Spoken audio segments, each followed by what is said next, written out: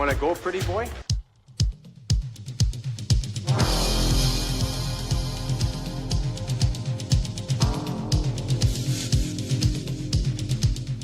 Two minutes by yourself and you feel shame, you know, and then you get free.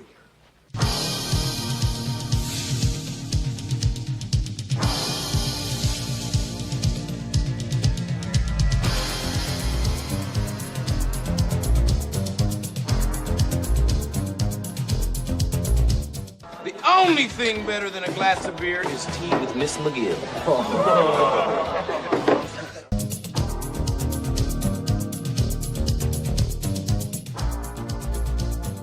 And welcome to the Fourth Line Voice Podcast. My name is Darren. Thank you very much for tuning in. Episode 499 of the Big Show, some Enforcer-based podcasting coming at you, brought to you by the Hockey Podcast Network. How's everybody doing out there? Oh, we're one away from the Big 500. Hard to believe. Although, you know, with my previous platform and the Bruised and Battered show, I'm kind of closing in probably more on 700 than I am at 500. But still, on this platform, on the Hockey Podcast Network, 500 episodes is right around the corner. A pretty cool milestone.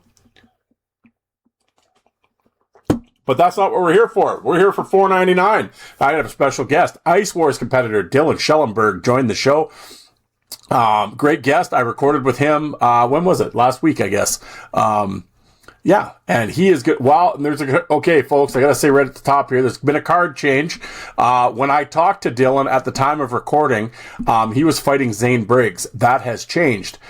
He is now fighting Will Laporte, which is definitely an interesting matchup. Of course, Will Laporte, an Ice Wars veteran.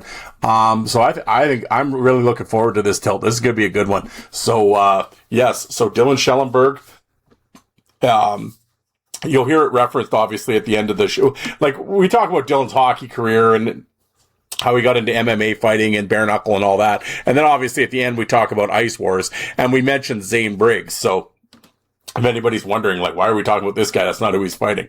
Well, he was at the time of the recording. So, but, yes. So, he is now fighting Will Laporte May 14th at the River Cree Casino at Edmonton. If you're in the area, do your best to try to get to the event. Their Ice War is a good time. I've been to how many have I been to now? 4, and all been very good, and enjoyed every one of them. And but yeah, this one's going to be great, and really looking forward to it. A lot of great matchups. I want to thank everybody who tuned into my last episode with competitor Nick Fitzpatrick. Great guest, big rig. See, he's starting to sell merch. We got that out. You got that out there. So go back, check that interview out. Does a great job. My boy Chef Rob over there at the Bare Knuckle Mob with the Arcamone brothers. They're putting out Ice Wars content as well. They do a great job. And I was talking to Chef today, and I said the real cool thing about our shows is that they're just approached completely different. Like, we could interview the same guy, but the interview will be completely different, which I think is cool. So yeah, definitely, if you're an Ice Wars fan, check out that show. Those guys are good dudes over there. You'll really enjoy it. And, yeah. But before we get into this, obviously I have to say I'm a member of the Hockey Podcast Network. There's over 100 shows in the network. I'm on the original content creator side. Myself, Jolt and Joel Lazito over at the Coliseum Chronicles, who just released the final Eric Cairns Part 5. Oh, the saga. The saga continues. But Joe's got a tremendous back catalog. Asham, Strudwick, Fakota, Dean Ewan, on and on. Joe does a great job, and highly recommend checking out his stuff.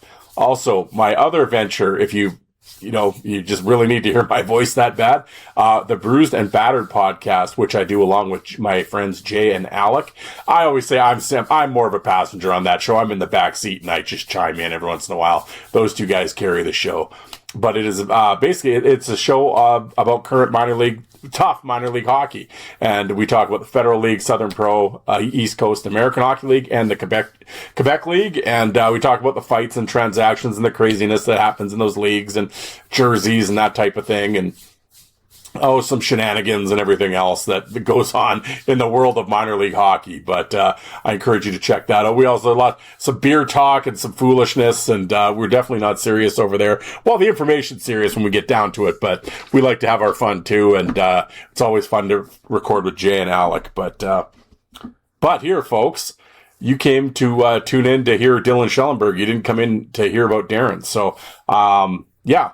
I want to thank Dylan once again for taking time out of his day. I know he's a busy dude, work and training and all that. Sat down, was a great guest. We talked Alberta Junior, the Drumheller, the Badlands. We talked about that and all sorts of things in between. And I think you really enjoy it. And I'm really looking forward, like I said, really looking forward to Ice Wars coming up in less than a month's time.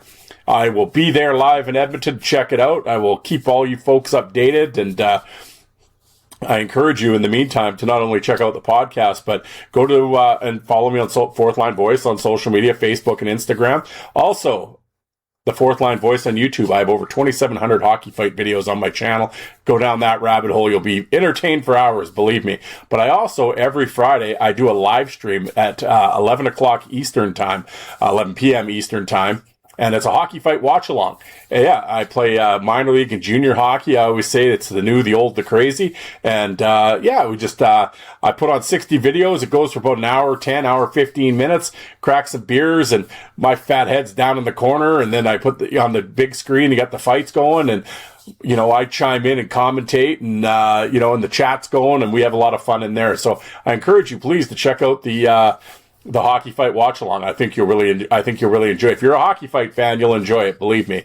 And like I said, 11 p.m. Eastern time. For now, I think once the hockey season, because the reason it's kind of late on is just because of hockey games. Friday, especially a lot of my listeners or watchers, obviously, are minor league hockey fans. So the games were usually on that late. So I kind of made it a later start so people could watch their minor league game and then come check out it's because it's always funny when the live stream is going on at about the 30, 45 minute mark. All of a sudden, there's more people show up. Yeah, because the games are ending.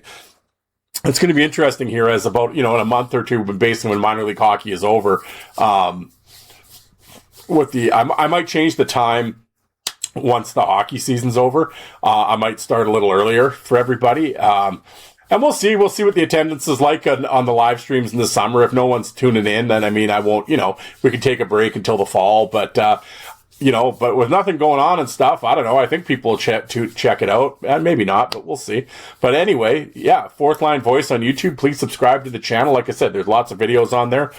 But in saying all that, when I go to Ice Wars, I'll be doing interviews with the guys and like little quick ones around the casino when I see them in the afternoon, and maybe shoot some video of the rink and guys warming up, and whatever is interesting, I'll record it on my on my phone, and I'll upload it to my YouTube channel right away and throw it on social media, and just get kind of hype up the event and get it going and get people interested. So, and obviously I'm sure I'll run into Dylan, and we'll have some I'll get some video of him, and yeah, it should be a lot of fun. Like I said, I'm really looking forward to the Edmonton trip. So once again, folks, that will be and also I see people online here and stuff, maybe some newcomers to Ice Wars and everything. They're, where can I watch it? Where can I see it? Because we're not going to be there live. As far as I know, BKFC Ice Wars have a YouTube channel, and I believe they're live streaming it. So, yeah, it's free. It's live. They live streamed the last event. The last two events they've live streamed. And I'm assuming it's that way again for this one. So, Ice Wars, the YouTube channel, subscribe to it. Like I said, everything's free, and it'll be live streamed, and I believe that's what they're doing. As far as that's what I've been told. So, as the weeks go on here, I will, keep you posted. And I'm sure the fighters and everybody will obviously say stuff on their social media as well. But, yeah, as far as I know right now, yeah, it'll be live streamed on YouTube. So definitely check that out. But, with that, saying all that, I'm going to get out of here. Let's go with this conversation with Dylan Schellenberg again. Good luck to Dylan on the May 14th, the River Creek Casino at Edmonton, as he takes on Will Laporte. It's going to be a tough battle. It'll be a good one. Really looking forward to it. But, all right, folks. And once again, thank you to Dylan for taking time out of your day to come on the show. I really appreciate it. And, support the fighters. If they're selling merch, pick up a hat, pick up a t-shirt. Why not? These guys are, you got to take time off of work and train and everything else. And, yeah, support the boys as best you can. But, all right, folks, let's get into it. This is my interview with Dylan Schellenberg. Thanks, everybody. All right, here on the Fourth Line Voice, we got a special guest. He's fighting on May 14th. He's taking on Zane Briggs at Ice Wars. None other on the line. We got Dylan Schellenberg. Dylan, how you doing today? Oh, I'm doing good. How about yourself? Very good. Hey, I appreciate you taking the time today. Well, like I told you when we get going, I like to do these, kind of the fighter profiles. It's like, we'll let the people know where you're from and your background and all that, and how you're preparing for ice wars and everything else. But we'll start at the beginning. Where were you born and raised, and where did you play your minor hockey? I grew up playing in born in Calgary, grew up Drumheller. Everything kind of started there. My dad just got me into hockey. I was that typical kid, 4 years old, waking him up at 4 a.m. It's time to go out to the ODR, get on the ice. Progressed from there till eventually, I signed with the junior A team in Drumheller when I was 16. Was also drafted the Western Hockey League Kootenay Ice. I can't remember. The biggest thing I remember is penalty minutes. I was always racking them up, leading the team every single year. So once it led to junior hockey, the gloves came off pretty damn quick. Well, we'll get into. I'll refresh you here. So at first, I looked you up. You're playing AAA with the Airdrie Extreme, correct? With teammate and future NHLer Ty Ratty. Yeah, no, Ty Ratty was great. Actually, you take it back further. Me and him played against each other in Pee-wees. Me and him would always go at it. He was the big point getter on the other team. So any chance I could with his head down, I'd give him a run. There was a time he almost broke my arm in a 3-on-3 tournament with a nice little whack. But no, we became good buddies after that. And then it was protecting him, making sure no one touched him, even back in Bantam. So, and that progressed even into midget AAA when we both played at 15. So, yeah, like it's funny when you go back and you look, because there's always like, because even growing up in all sports, right? There was always the one kid that was bigger, faster, stronger, and they're like, "Oh, that guy's going to the NHL," and the guy like flames out in Bantam, right? Like it's just because he was just ahead of everybody at the start. But even when you're just around Ratty at that time, like, was it just different? Like, could you just tell he was going to go on? 100%. He just had that vision. It didn't matter where he was in front of that net. Your goal when you're on the ice was just get him the puck in the offensive zone, and especially backdoor. Connected with him quite a few times back in the day like that, and he would just put it home and just make sure no one messed with him because he was going to win the game for us every single time. Yeah, like even back then at the AAA level and stuff, and obviously you can't fight in AAA, but you get a few little cage rage now and again. But were you always with the penalty minutes and stuff? Were you always an aggressive player? Always. I get that. I'm a spitting image of my dad. Hearing stories from him growing up and guys playing with him, it's just everything just came natural to me. He was probably a bit more of he was definitely bigger than him, but he liked to do a few more things with his stick back in the day. Yeah. And me, I was just as aggressive. I just, my gloves came off more often than anything else. But yeah, even back then, it was just, I was looking up to guys like Scott Stevens, especially me playing defenseman, Scott Stevens, Rob Blake, catching guys with their head down. I was, right across those trolley tracks. That's all I was looking for. That led me into a couple of suspensions back in the day as well, but, not saying those weren't well-deserved. Yeah, well, there you go. Well, yeah, like you had mentioned that you were obviously taken in the Western Hockey League in the Bantam draft, 2008 draft by Kootenay. Hey, do you know who went number 1 in that draft?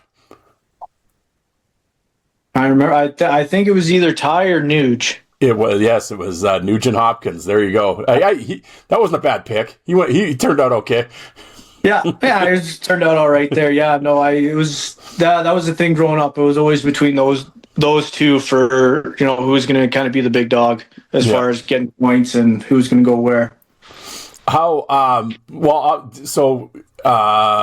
assuming obviously you went to Kootenay camp. How many WHL camps did you go to? I think I went to a total of 3. So 2 with Kootenay Ice, then 1 with Tri-City Americans. I I missed the one when I was 17. I blew my knee out when I was 16 playing junior A, so that was a setback of a year. Well, I know you got into how many preseason. I know you had the one. I saw the fight picture of you fighting a guy in Seattle when you were with Tri-City. How many preseason games you get in? Oh, dude. I think between the two teams, I got a total of, I think they're about 12 to 15 preseason games, something like that. Oh, so you definitely got into a few fights then.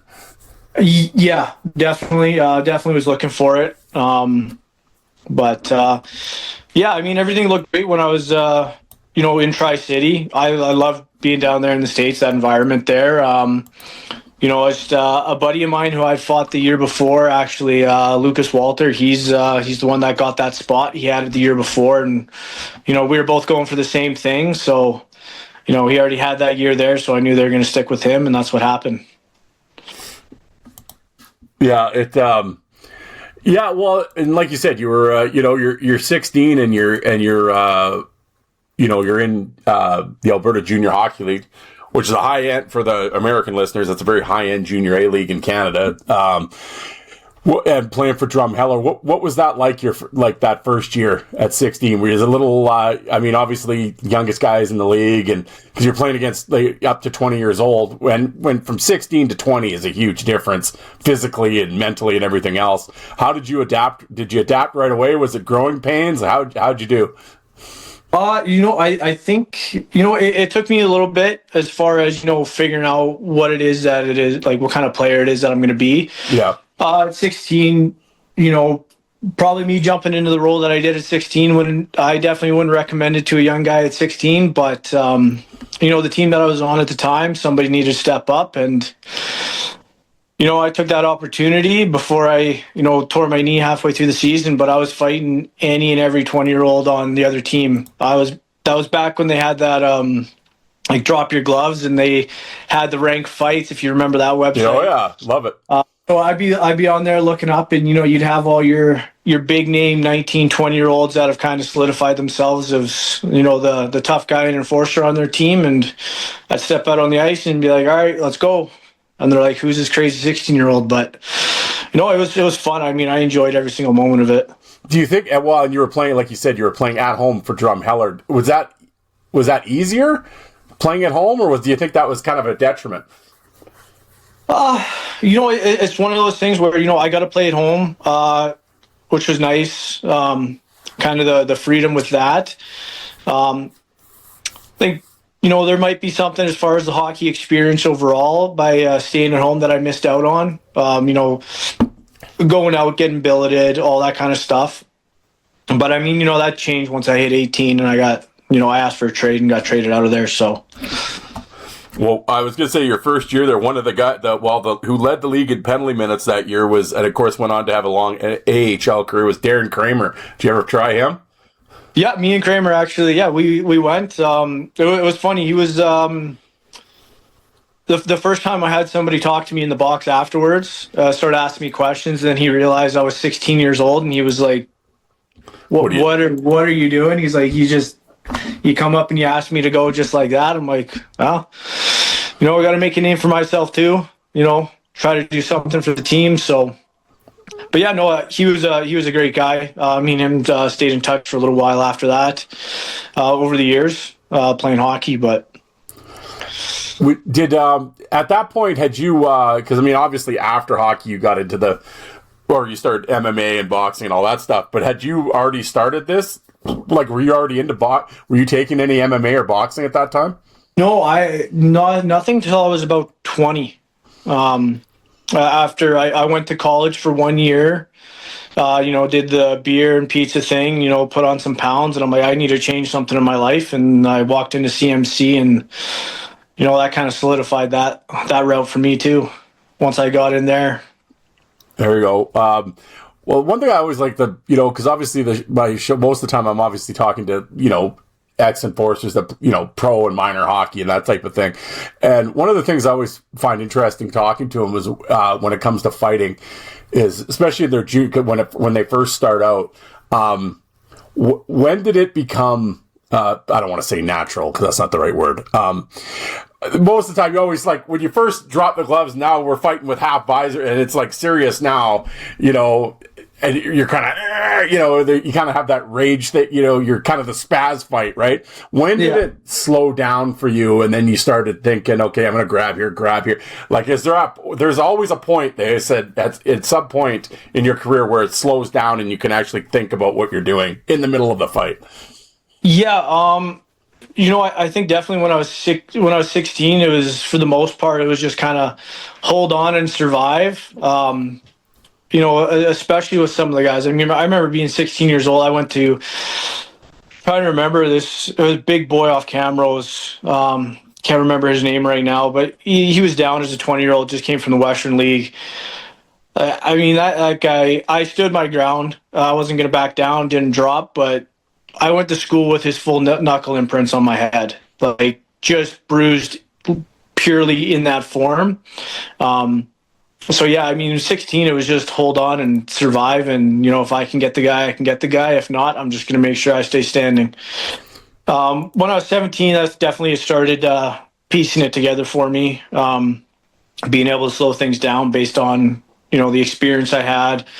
I would pull guys aside too, like, at the end of practice, just, those last 15 minutes, you can kind of do whatever. And I'll be like, come over here. I just want to work on some stuff because I know I'm going to be getting into one next weekend. So. Was it Matt Ray?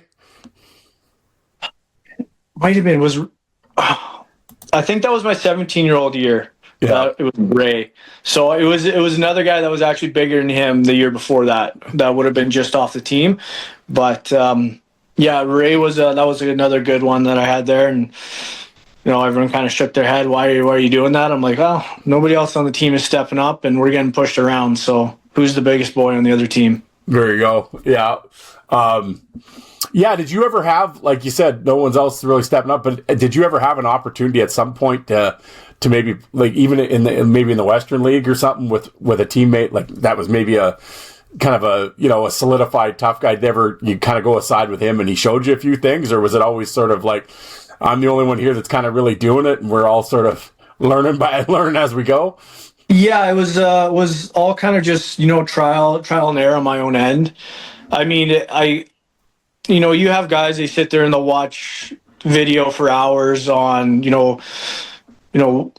what positions this team's playing, how they're going up and down the ice, what's this goaltender doing. I'm sitting there, I'm watching, Morasti videos, ripping videos, Bugard, like that was me. I was always that one weird kid, I guess, that, I looked more up to like Ty Domi, Darcy Tucker, smaller guys that just went out there and just didn't care and they were going to lay it all on the line. And, that's what I watched, watch what they were doing, noticing things, picking up from there. And, I just started to piece it together that way. I was going to say, that was going to be my next question. Was there anybody that you actually kind of patterned your fighting style after, or tried to anyway? It all depends. I wasn't the biggest guy out there, but, looking at, guys like Domi where, he gets guys in that spin, or, watch, guys like Morasti, the way he's able to, like, his size, just grab onto guys and go. And, you got to be willing to take one to give one sometimes. Ideally, you don't want to take more than the other guy, but it's just figuring out how to fight in close on those tall, big guys. And then the odd time you get a guy your size and you're thrown off a bit. So... No sport flips faster than hockey. One power play, a goalie pulled with 2 minutes left, and everything changes. The DraftKings Sportsbook is the official sports betting partner of the NHL. It is built for this kind of chaos, with live betting from puck drop to the final buzzer. And DraftKings has your back with early exit protection. If you place a pregame player prop bet and your player starts the game but leaves in the first period due to an injury and doesn't return, you'll get your bet back in cash. So no bonus bets, no opt-in, just real protection when injuries happen early. New Sportsbook customers bet just $5, and if your bet wins, you'll get $300 in bonus bets instantly. So download the DraftKings Sportsbook app and use the code THPN so you're ready for the moment. That's code THPN. Turn $5 into $300 in bonus bets. If your bet wins in partnership with DraftKings, the crown is yours. Gambling problem? Call 1-800-GAMBLER or 1-800-MY-RESET. New York, call 1-877-8-HOPE-NY or text HOPE-NY. Connecticut, call 888-789-7777 or visit ccpg.org. On behalf of the Boot Hill Casino in Kansas, wager tax pass-through may apply in Illinois. 21 plus in most states, void in Ontario. Restrictions apply. Bet must win to receive bonus bets, which expire in 7 days. Minimum odds required. For additional terms and responsible gaming resources, see tkng.co/audio. Limited time offer. All rights reserved. Well, like you said, after a couple seasons there at Drumheller, you asked for a trade, and they traded you, all right. They sent you out of the province. You ended up in the SJ in Estevan. Ended up there for a little bit. That was that real weird time in junior A hockey where they just brought in that limited fight rule, which not hard to believe. I was not a big fan of that, especially because there was no limit my first year when I was 16. It was odd. My dad actually he did some math there on the percentage of however in between how many games I had played, how many fights. If I would have played the rest of the season, I finished with 9 that season, but I was on pace for like 30 some as a 16-year-old. So it would have been a great year if I didn't get injured. But and then just trying to figure that out after going out to the SJ. Dealing with all the politics of hockey at times and stuff like that. I mean, even when I went out there, I don't think I was just there just to hang out and, be with the boys and not really cared anymore, which was unfortunate, but that's just where I was at that age of 18, 19. So, yeah. I was never a big fan of like trading out of leagues. I'm like, okay, trade a guy, but like keep him in the same league. I mean, especially it's one thing with their pros, but I mean, 16, 17, 18 years old. It's like, oh, pack the car. You got to go to BC. We traded you out there at Saskatchewan. Or if they're, if they're feeling really vindictive, they'll send you like as far as they can. And it's like, I don't know. That's the thing. There was another team there. Like when I came back from Tri-City there, I ended up sitting on the bench for 3 months, just healthy scratch after coming back from just making it to final cuts in the Western League there. And they were trying to ship me all the way out to the East Coast. So, I mean, I was just like, no, I'm not doing that. I'm just going to go home. Yeah.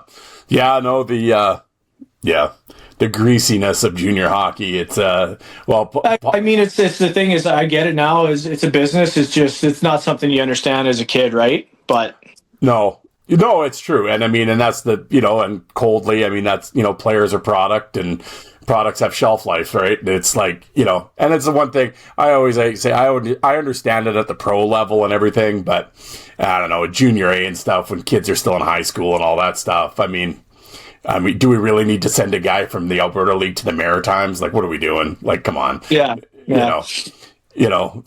But anyway, I was going to say though, I know you're only there for the 12 games in Estevan, but did you notice any difference between the Alberta League and the Saskatchewan League? So at the time that I was playing junior A, I'd always heard, the SJ was a lot tougher, just straight flatland prairie boys. Like it was just a lot rougher out there. I got to tell you at that time that I was playing, if you're talking about either the BC, SJ, or AJ was the best hockey by far. The guys were more skilled, more talented. It was a lot rougher, more physical game in Alberta in general. In my mind there, didn't matter what team, if you put an SJ team against an Alberta team or a BC team against an Alberta team at that time, physicality alone would just dwarf those two leagues. Yeah, I mean, that's interesting because, I mean, how it changed, right? Because, I mean, from when I was in the 90s, right, BC was always the skilled scholarship league, right? That's where everybody wanted to go to BC. Go to Vernon, right? Everybody had to go to the Vipers. But in the 90s, it was like, Saskatchewan was like the roughhouse league. And, Saskatchewan and Alberta were always kind of the tough leagues. And then Manitoba was kind of the, air quote, the shittiest of the four. And, not to say there wasn't good players in the there's good players everywhere, but I'm just saying that was kind of the stereotype anyway back then. Just with the overall level, I mean, from what I saw at that time when I was still playing, it was Alberta was, in my mind, it was absolutely the best as far as, you had your great skillful players combined with, hockey the way I appreciated that, it was tough, physical, hard-nosed hockey. You guys would get in the corners and bang, and, you don't see some of the things that you do now where it's, guys are diving or, just not, they're just afraid to touch each other because they might get a penalty for their team, right? Yeah. Well, I mean, the hockey, even from when you were playing junior, I mean, I'm an old man compared to you. I'm 50 years old, so I mean, I've seen the complete transition of how. Yeah. I mean, it used to be jungle A, now it, like you said, when they put in the fight rules and everything now. But it's just the mindset of hockey is completely different now, and just and it's basically consequence-free hockey now. You can run around like a donkey, and and I mean, I think during that time, especially when I was playing junior hockey, you could really see that shift start. Yeah. And I think for me too, just the way I played, the way I was raised, you add it all together. I'm not one of those guys that's going to be able to change and kind of refuse to. And the way that I was playing hockey, it wasn't going to last for what teams were looking for even going up and getting into minor pro and everything else. So I knew I was at the tail end there. You were a dinosaur. Yeah. Well, you finished it up. Like you said, you kind of just, obviously your passion for hockey had left, and you kind of wrapped it up in the Junior B League in Cold Lake, although you guys did win the championship in Cold Lake when you were there. Yeah, we did. I mean, that part was nice. Realistically, I get regardless of whether it was, Junior A or Junior B there, but, getting to finish off winning, the league championship was, it was nice. It doesn't matter what league you're playing in or what level. That's the point of it all, right? Is to win it. So exactly. Yep. So at that point, did you have any thought, obviously you went to school and stuff, but was there any thought of playing senior hockey at all? Or was it just like, I don't want to see these skates for a while, I'm done? It was pretty much just, I don't want to see these skates for a while, I'm done. I hung them up for a while. Then, I went to college down in Lethbridge.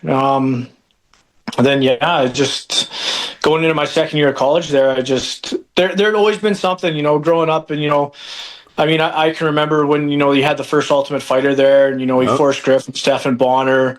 It literally was like how they were talking and saying, we were calling up friends, like, are you guys watching this right now? Like, yeah.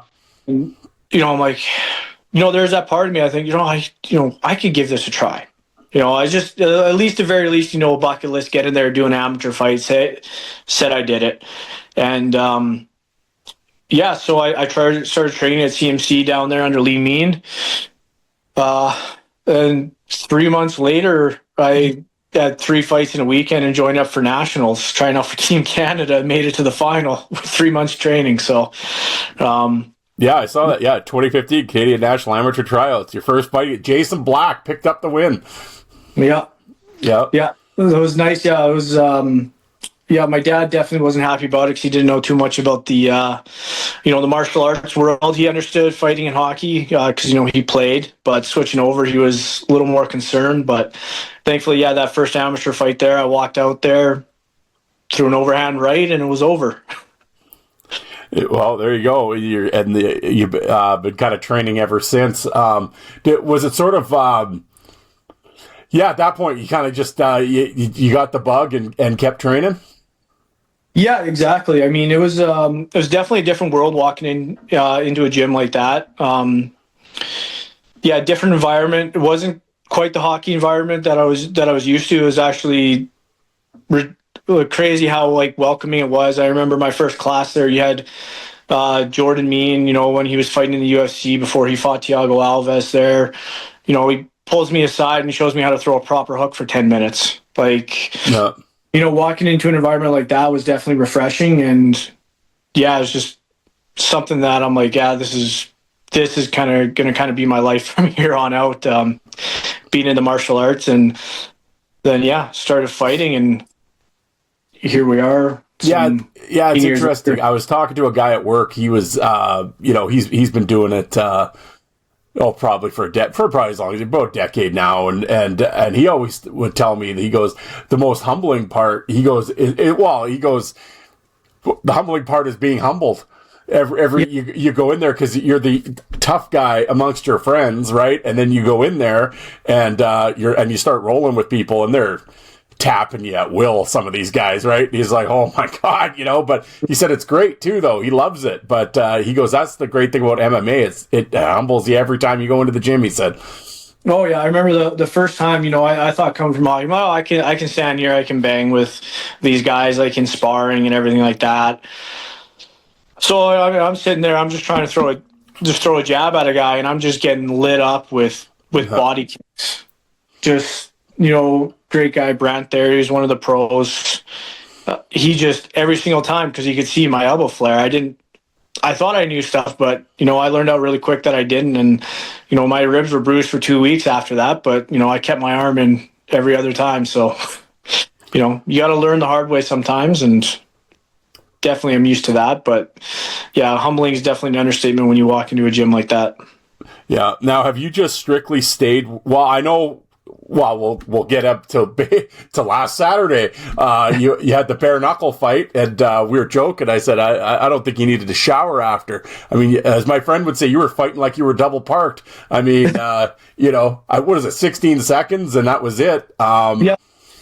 In the bare knuckle fight. So, have you did you move away at all from MMA and go into boxing? Have you been doing? Obviously, you've been doing some boxing, but is that sort of a next step, or is it?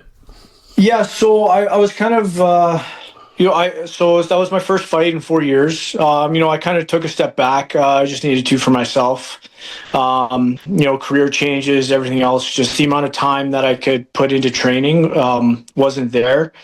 Then, yeah, bare knuckle boxing finally got sanctioned with a few different commissions within Alberta. Definitely something I've always wanted to do. Take the gloves off, get in there. Realistically, I think for my overall style, just the way I am, I like to sit in the pocket. I like to throw. The bare knuckle boxing, it fits perfectly to the way that I like to go in there and fight. Versus, when I was in MMA, fought some great guys in MMA, and, it was a lot of the time it's me just overcommitting on punches and stuff like that versus, switching over to this now, sticking to just standing up and slugging and, throwing some more technique in there, obviously, but you don't want to just sit there like a heavy bag. But no, it's great. And then, yeah, now you got Ice Wars. Gloves are off again. You're not wearing the MMA gloves anymore. Able to throw it back to, when I was playing junior hockey. It's a crazy time to, be alive and be where we're at right now, especially when it comes to the combat sports with, bare knuckle fighting becoming a thing. It's just, I love the idea and the primalness of it, and just, go in there and throw. Yeah, it seems, there's just my ignorant take on it, but it's with MMA, it almost seems if you're going to go into MMA and like pursue it, like, it almost, obviously I would think, well, how you went into hockey at 16 probably should have been an MMA at 16, right? Like, and do the wrestling and do all of that to kind of become a complete thing. It's definitely turning that way. You got some, even at the gym here we have in Lloyd Fight Farm there, we had a 16-year-old that fought on that card last weekend, same as me. Another kid, I think he's 19, 20. He finished with a 5-second head kick knockout. Like, these kids are unreal. It's starting to be like that. And then, who knows where, the Ice Wars or, bare knuckle fighting is going to be down the road. But right now to, be in on like the groundwork and, at the start of this is pretty awesome. But yeah, these MMA kids, it's going to be no different than, hockey kids as far as, start out of the gate when they're like 2-3 years old, basically learning stuff. And it's just, it's the level and intelligence of these kids getting in there and fighting it's beyond. Yeah, well, the MMA stuff, just with all the disciplines and all that, you can just start at such a young age and do the wrestling and do all the, jiu-jitsu and all that stuff at such a young age where, obviously you were learning how to skate and do everything else. So it's just it's just a different sport, right? And exactly. Yeah, like you said, you're going to have kids that are just right out of the get-go. That's their thing. And Yeah, the MMA world will be very interesting in about a decade about what these kids that are coming, and they'll just be like machines that have started since they came out of the womb, right? And we're gonna see yeah. Well, I mean, as far as Ice Wars go, how did you like? Have you been following the Ice Wars since? Because it started in 2022, obviously, and have you been following it since then? How did you get involved? Who'd you talk to? How did your Ice Wars journey happen? Yeah, so I mean, a buddy of mine, Justin Schmidt, he won it there. Yep. So I knew him. I played hockey with his brothers back in the day. Great family, great guy. I didn't really know anything about it until I saw him start posting some stuff about it. Saw that he competed in it and won it. And then, again, still not too much. And then, I mean, you had the event in Florida where, it became a little bigger.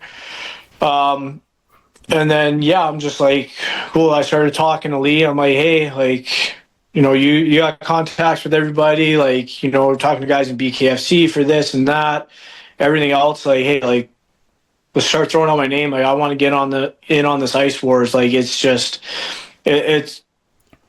perfect for me. I get to sit there, throw. It's bare knuckle. It's on ice. I got everything you need in order to get on the ice and throw down and put on a show. It doesn't matter if it's MMA, bare knuckle boxing, or Ice Wars.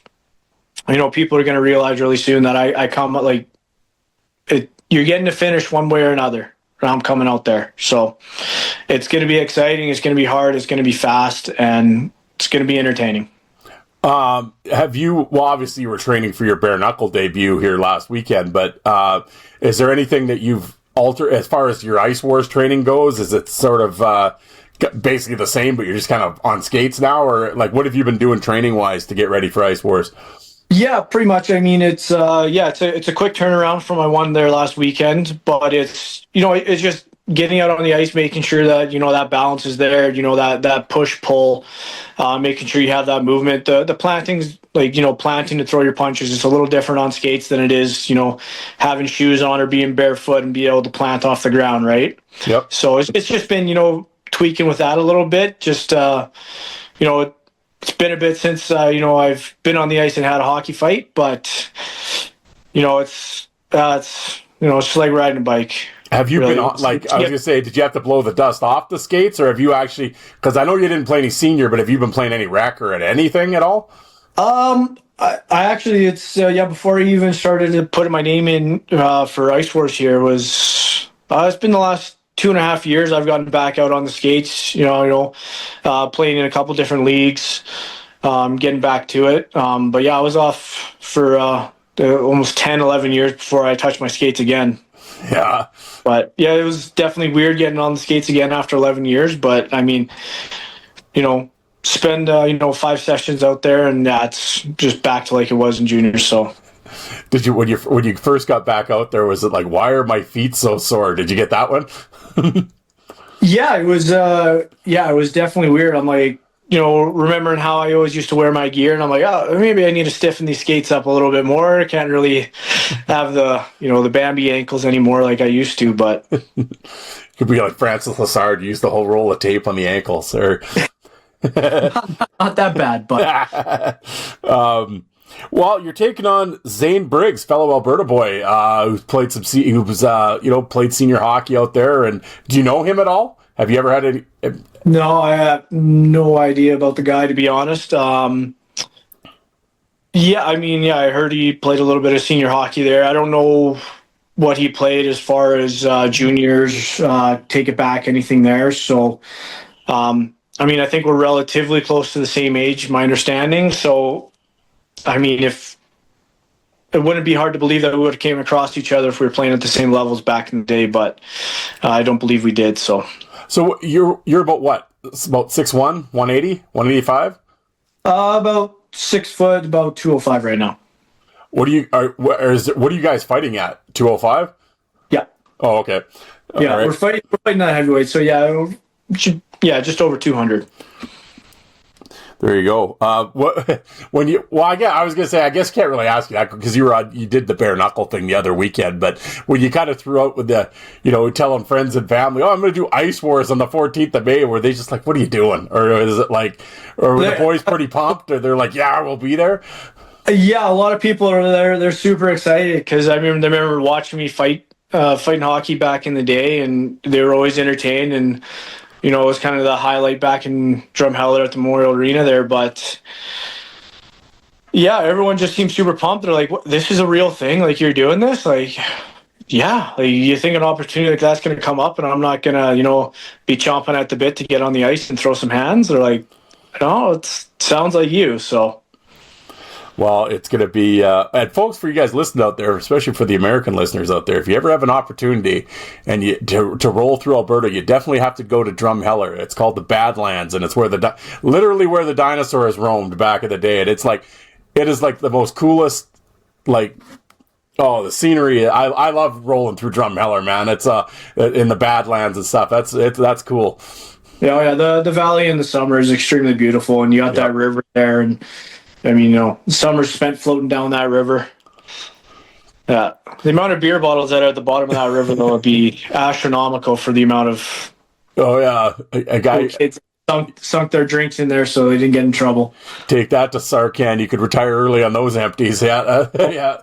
Returning those empties. But yeah, man. Well, Dylan, I won't keep you any longer. I want to thank you for coming on the show and sharing your story and letting the people know who you are. And I guess one last, if you have one last words for the fans out there, what can we expect from Dylan Schellenberg on May 14th against Zane Briggs?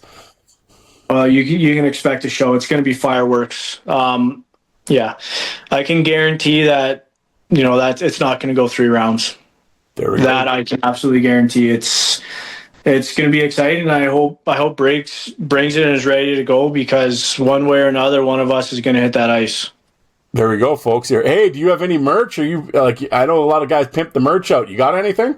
No, I haven't gotten into the merch yet, but next time we talk, I just might. So stand by on that. Well, like I said, I had Fitzpatrick here on here the other day. I said, well, as soon as you get any merch, let me know. I'll promote it on the socials, and we'll get some Schellenberg gear out there. Yeah, sounds good. All right, Dylan. Well, hey, I will see you in Edmonton on the 14th, and I look forward to it. And good luck to you, sir. I appreciate it. Thank you very much.